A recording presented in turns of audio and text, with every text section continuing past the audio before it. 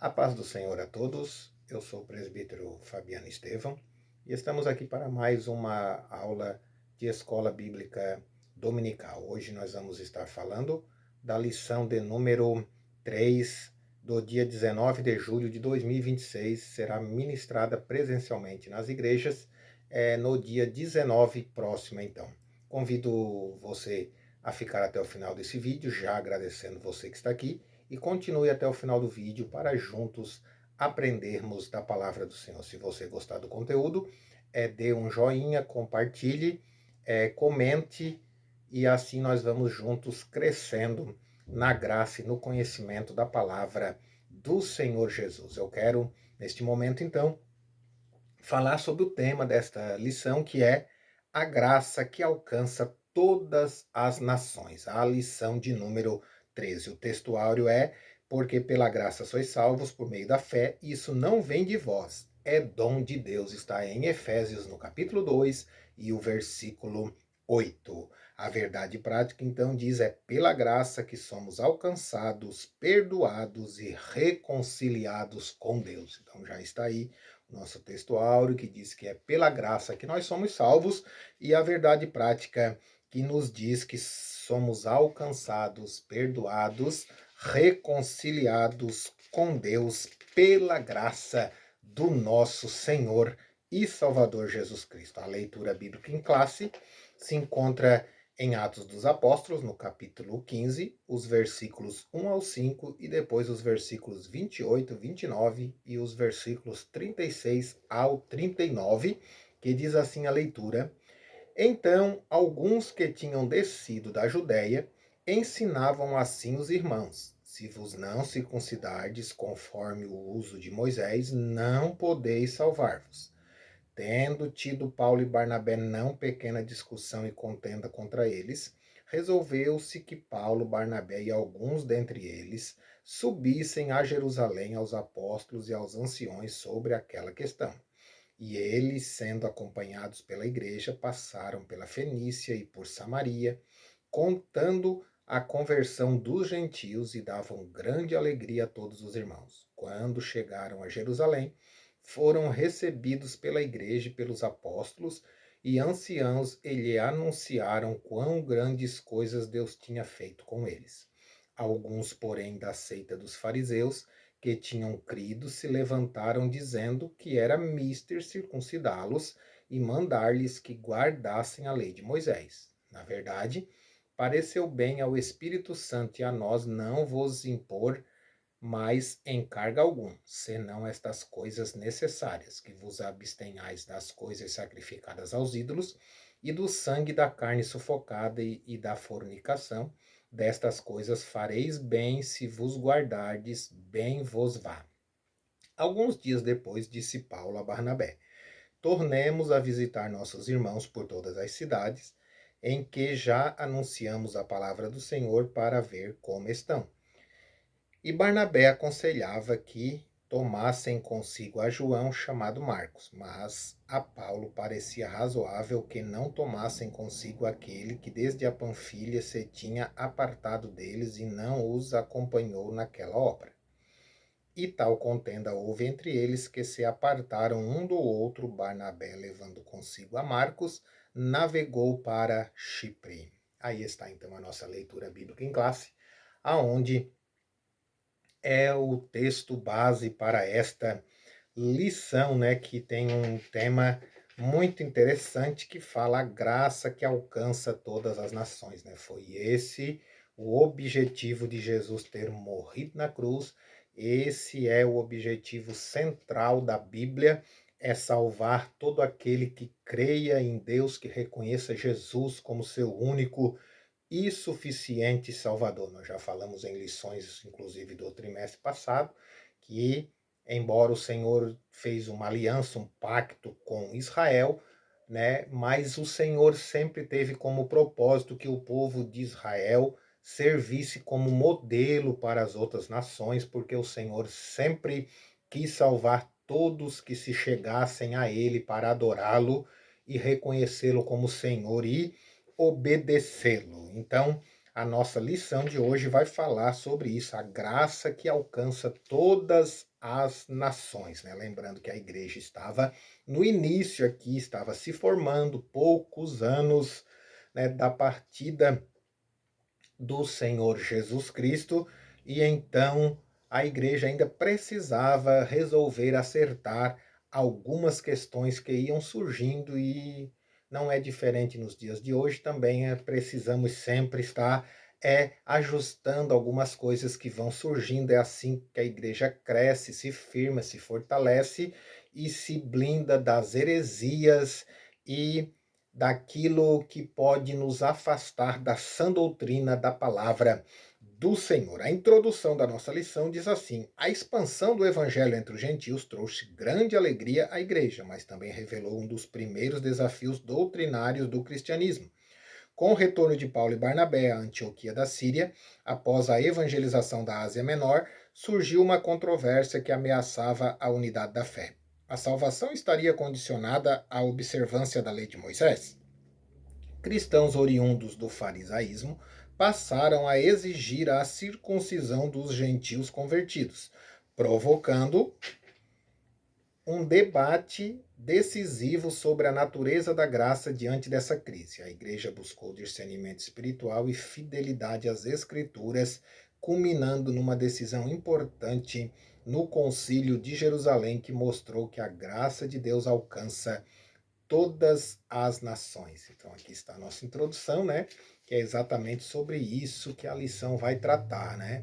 Foram se convertendo muitas pessoas, aceitaram a Jesus. A igreja, após o Pentecoste, ela se espalhou de Jerusalém e foram se convertendo pessoas nas cidades gentílicas também, cidades que estavam debaixo do domínio do Império Romano, mas que eram cidades gentias, e as pessoas foram se convertendo, aceitando o evangelho, e logo então começou a se criar algumas discussões teológicas, né, sobre como então se trataria essa questão do como aceitar o gentio entre os judeus, né? Até então eram questões que precisavam ser tratadas, e elas foram tratadas então nessa reunião que teve em Jerusalém, considerado o primeiro concílio ali, que está registrado em Atos, no capítulo 15. Então, o nosso primeiro tópico, ele vai tratar sobre isso. Quando a graça preserva a unidade. Ela tem 3 subtópicos. O primeiro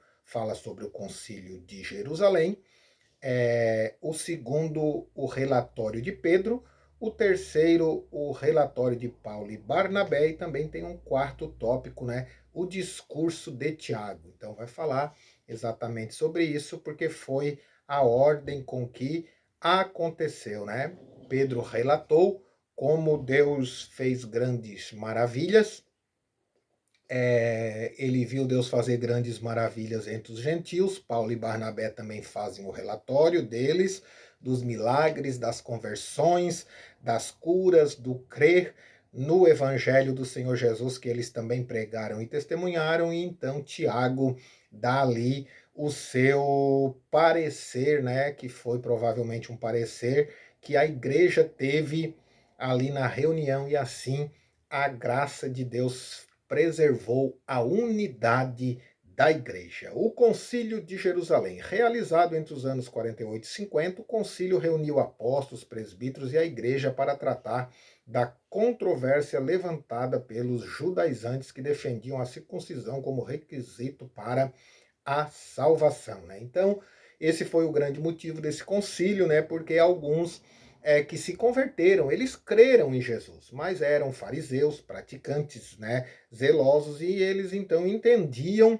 que os gentios que se convertessem, eles até aceitavam a conversão dos gentios, mas eles entendiam que os gentios então tinham que observar a lei de Moisés e, por consequência, ser circuncidado, né? Nós já falamos em trimestre anterior sobre a circuncisão, né, que era um pacto que o povo descendente de Abraão tinha ali, da circuncisão, uma marca na sua própria carne, no prepúcio, né, de todo homem, e era um sinal então de que era participante daquela aliança. Então, eles tinham que isso era um sinal, uma prática que deveria continuar mesmo entre os gentios, mas não é isso que o Senhor Jesus veio fazer, né? Jesus não veio impor as exigências exclusivas ao povo de Israel,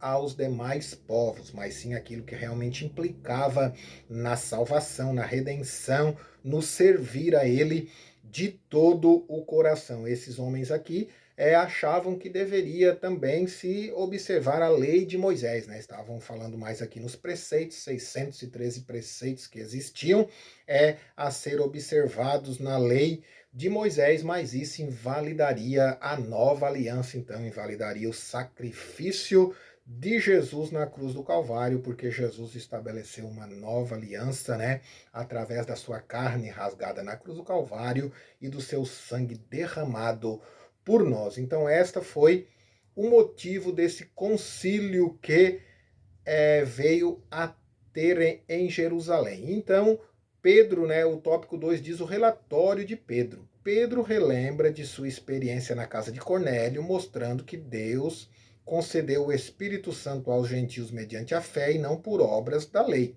Sem fazer distinção entre judeus e gentios, Deus purificou seus corações pela fé. Assim, Pedro questiona a imposição do jugo da lei e afirma que todos são salvos pela graça do Senhor Jesus Cristo. Então, está aí Pedro, então, nessa reunião, faz o relato de como ele viu Deus derramar, né, batizar ali com o Espírito Santo, aquele povo reunido na casa de Cornélio, descer sobre eles a manifestação dos dons espirituais e, portanto, sem exigir, né, que eles fossem praticantes do judaísmo, haja vista que Cornélio era centurião, né, do povo do Império Romano. Então, ele faz o seu relato de que ele viu o agir e o manifestar da graça de Deus entre os gentios e foi muito importante para a decisão que eles tomaram no concílio. Depois o subtópico 3 diz o relatório de Paulo e Barnabé. Em seguida, Paulo e Barnabé relatam como Deus confirmou a missão gentílica por meio de sinais e prodígios. Milagres como a cegueira do mágico cipriota e a cura em Listra e o livramento de Paulo testemunham a aprovação divina. Então aqui, mais uma vez, Paulo e Barnabé também fazem o relatório da manifestação da graça de Jesus entre os gentios. E diante disso, então, tem aqui o subtópico 4, que é o discurso de Tiago. Tiago, justo irmão do Senhor e líder respeitado da igreja, preside o concílio com discernimento espiritual.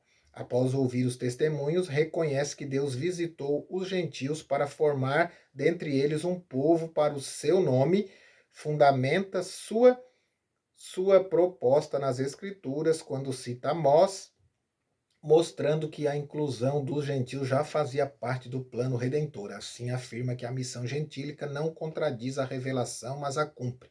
O concílio decide não impor a lei mosaica aos gentios, recomendando apenas a abstinência de práticas que comprometeriam a comunhão, idolatria, moralidade sexual, carne sufocada e sangue, né? Então, fica decidido ali no concílio que eles não precisavam, e lógico, porque Jesus nunca ordenou isso, de que eles seguissem a prática da lei de Moisés, novamente a observância dos preceitos da lei de Moisés, mas sim, como ele disse, resumir tudo em amar a Deus sobre todas as coisas e o seu próximo como a si mesmo, porque quando eu procuro, né? Procuro, porque a gente não consegue, mas a gente precisa tentar. Quando eu amo a Deus, eu procuro amar a Deus sobre todas as coisas e o meu próximo como a mim mesmo, muitas coisas eu renuncio, né? Quem ama o seu próximo jamais vai cobiçar a mulher do seu próximo. Quem ama o seu próximo não sai por aí se entregando aos pecados carnais e destruindo famílias, sendo a gente quem ama a Deus sobre todas as coisas, não é uma pessoa idólatra, não é uma pessoa apegada aos vícios, porque ele procura amar ao Senhor e ter comunhão com ele, né? Louvado seja o nome do Senhor. A decisão do concílio revelou que a graça que preserva a unidade da igreja é a mesma que Deus oferece com o dom de salvação a todos sem distinção. Então está aí o nosso primeiro tópico que trata sobre esse assunto, quando a graça preserva a unidade da igreja. Ali foi uma reunião saudável, produtiva, onde a graça do Senhor Jesus foi manifesta e manteve a igreja unida e mais fortalecida após esta decisão.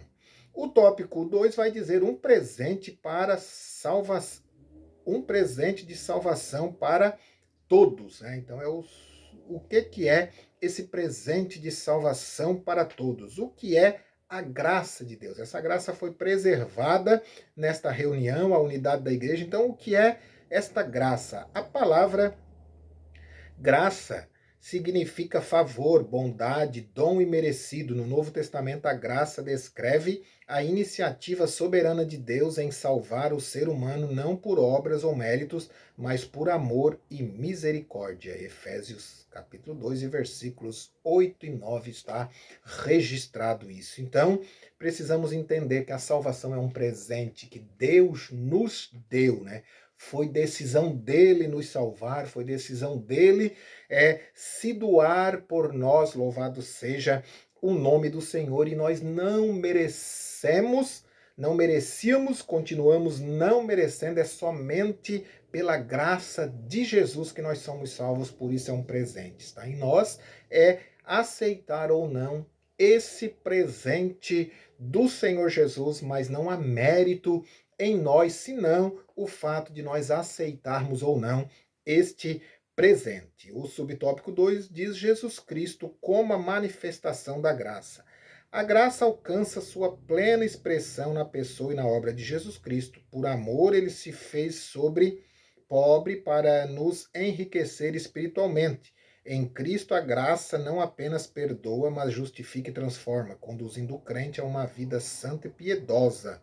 Sua morte substitutiva e ressurreição garantem redenção, perdão e nova vida àqueles que creem. Louvado seja o nome do Senhor. Então, Jesus Cristo é a manifestação da graça. Ele é esse favor imerecido. Foi ele que se doou por nós e não é nada que nós podemos fazer a nos tornar merecedores disso. Apenas nós devemos, por gratidão, servir ao Senhor Jesus, procurar obedecer a sua palavra, cumprir a sua vontade, mas nós não. Eu tomo muito cuidado em nunca usar a palavra que tem que pagar o preço. Não, eu paguei o preço por isso, eu paguei o preço por aquilo. É muito perigoso, às vezes é simplesmente uma expressão, mas nós devemos tomar o cuidado, porque nós nunca vamos conseguir pagar o preço de nada. Se o Senhor nos usa, não é pelas horas de oração, não é pelos dias que jejuamos, isso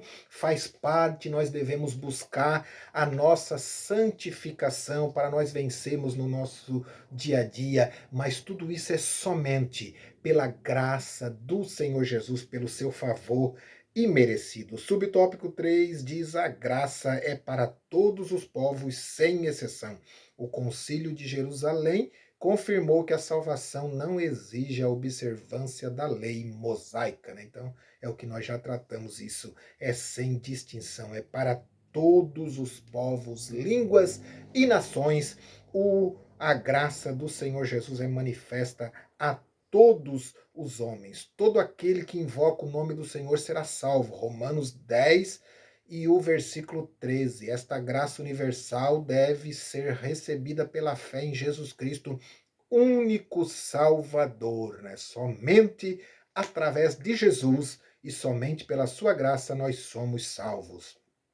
A graça que salva também ensina, corrige e fortalece quem foi alcançado por ela, responde com gratidão, fé perseverante e uma vida que glorifica a Deus em obediência e amor. Aqui está um ponto muito importante, porque algumas pessoas, às vezes, elas pegam só o que convém a elas, então elas dizem se é um favor imerecido, se não há nada que eu possa fazer, então eu não preciso viver uma vida de restrição aos vícios, de restrição a tantas coisas, porque é pela graça, é somente pela graça de Jesus. Mas o escritor é muito feliz aqui quando ele diz isso: a graça que salva também ensina, corrige e fortalece. Quando nós vivemos a graça de Deus, quando o amor de Deus é derramado em nossa vida, nós sentimos uma alegria tão grande, uma graça tão grande, uma gratidão tão grande, que pecamos sim porque somos pecadores, mas logo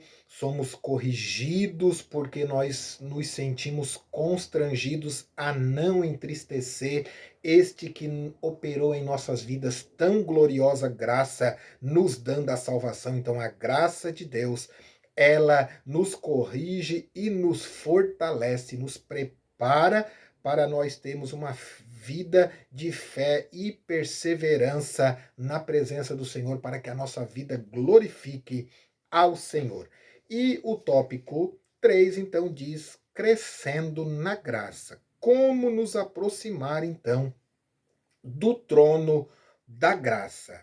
Crescendo na graça. Como nos aproximar do trono da graça? Hebreus 4, versículo 16. Hebreus 4, versículo 16 nos diz o seguinte. É muito interessante nós lermos esse versículo, que diz assim. A minha tradução aqui é a tradução King James, né? Então é diferente de alguns, né?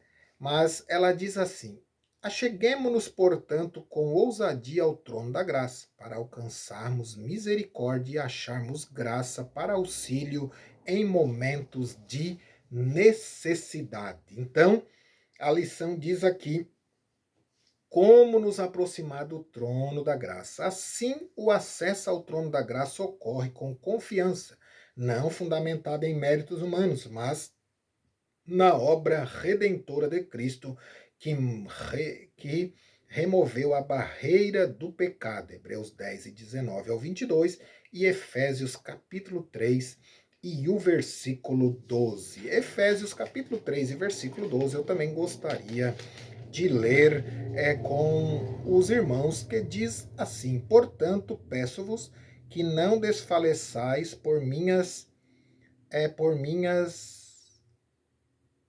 tribulações em favor de vós. Não, 13 e 12 melhor, desculpe. No qual temos ousadia e acesso com confiança pela fé nele. Então, Hebreus 3 e o versículo 12 diz que nós temos ousadia e acesso com confiança pela fé nele. A fé nele aqui é a fé em Jesus Cristo. E Hebreus também, e Efésios, melhor dizendo, no capítulo 2 e o versículo 13, também nos diz assim: mas agora, em Cristo Jesus, vós que antes estáveis longe, fostes aproximados pelo sangue de Cristo. Versículo 14, pois ele é nossa paz, e de ambos fez um só, e derrubou a parede de separação entre nós, que se achava no meio. Então, outrora nós estávamos longe, né? Longe, não tínhamos acesso ao trono da graça, mas agora nós estamos perto, porque o Senhor de ambos os povos, ele fez um, derrubando a parede da separação. É muito provável que Paulo tivesse em mente, quando escreveu aqui, no templo de Herodes havia um muro, uma barreira ali, que até ali os gentios podiam chegar, dali para frente os gentios não podiam acessar o templo, né, o grande templo, né, da época de Herodes. Então, muito provavelmente ele tinha em mente isso quando ele vem falar sobre essa questão, dizendo que essa separação não tem mais. Agora, tanto gentios como judeus convertidos têm acesso ao trono da graça do Senhor. O subtópico 2 diz assim: quando devemos nos achegar ao trono da graça? É uma pergunta, né? O trono da graça não é inacessível nem reservado a poucos, mas permanece aberto a todos os crentes que podem se achegar com confiança hoje e sempre pela fé em Jesus Cristo. Louvado seja o nome do Senhor, né? Não existe Você não precisa de forma alguma adquirir primeiro uma posição eclesiástica, um título para acessar o trono da graça, nada disso.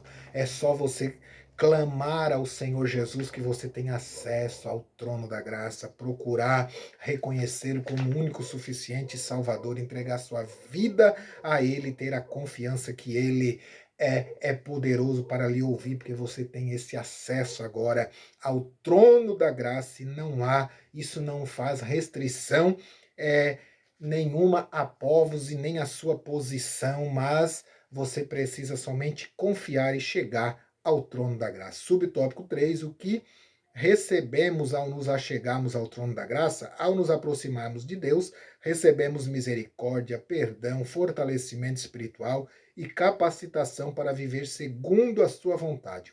É o que diz Romanos 3:24 e Filipenses 2:13. Louvado seja o nome do Senhor. Assim, toda a vida cristã depende desta graça. Glória ao nome de Jesus. Então está aí para nós nos achegarmos ao trono da graça. O que nós recebemos é só coisas boas. Louvado seja o nome do Senhor. É misericórdia de Deus, é perdão, é fortalecimento espiritual, é capacitação, e tudo isso é aquele que está sentado ao trono da graça que dá, que é o Senhor Jesus. É aquele que nos concedeu esse favor imerecido. Não merecíamos, né? Às vezes alguém diz assim: olha, eu vou fazer um favor para fulano de tal porque ele merece, né?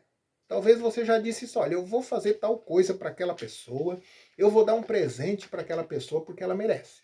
Ela é uma pessoa que já me ajudou, ela é uma pessoa, e aí você diz as qualidades dessa pessoa, e você diz: eu vou dar para ela porque ela merece. Mas no nosso relacionamento com o Senhor Jesus foi totalmente ao contrário. Nós não merecíamos.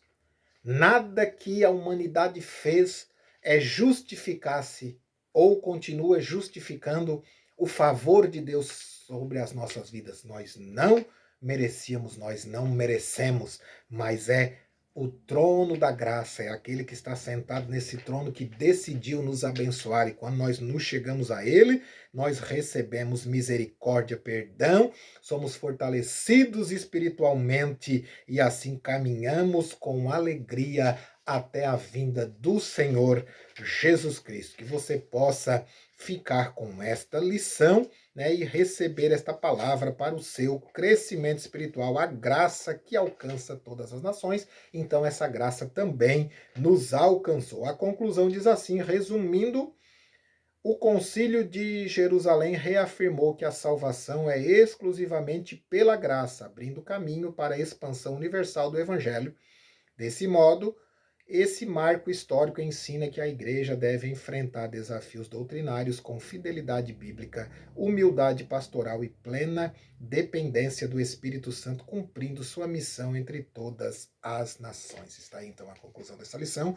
Eu agradeço você que chegou até o final desse vídeo. Se você gostou, compartilhe, se inscreva no canal se você não é inscrito, dê um joinha aí. E assim nós vamos juntos crescendo na graça do Senhor Jesus que nos alcançou. Convido você a continuar acompanhando o canal, estar disposto a, na próxima lição, também estar aqui acompanhando essa lição maravilhosa. Que Deus abençoe a sua vida, lhe dê a graça, lhe dê a paz. Muito obrigado por você que chegou até aqui, e que as bênçãos de Deus te alcance, que você tenha dias abençoados na presença do Senhor. Que Deus te guarde, te proteja e te dê a paz, em nome de Jesus, por graça do seu Espírito Santo.